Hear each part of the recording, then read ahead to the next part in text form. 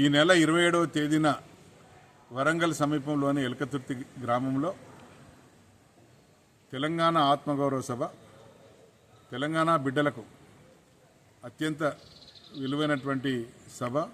ఈ సభ మరి 27వ తేదీన సాయంత్రం నిర్వహించబడుతుంది. ఈ సభకు తరలి వెళ్ళటానికి యావత్ తెలంగాణ నుండి ప్రజలందరూ కూడా అత్యంత ఉత్సాహంతో ఇంకా ఎప్పుడు వెళ్దామని మరి ఆతృతతో ఎదుగుతున్న సందర్భం చూస్తూ ఉన్నాం. అట్లాగే పెద్దపల్లి నియోజకవర్గం నుండి ప్రతి గ్రామం నుండి దాదాపుగా 10,000 మంది నాయకులు, కార్యకర్తలు, వారందరూ కూడా రైతులు, వారందరూ కూడా మేము వస్తామని చెప్పి మరి ఎంతో ఉత్సాహంగా ముందుకు రావడం జరుగుతూ ఉంది. మరి వారందరికీ కూడా తగిన ఏర్పాట్లు చేయడం జరిగింది.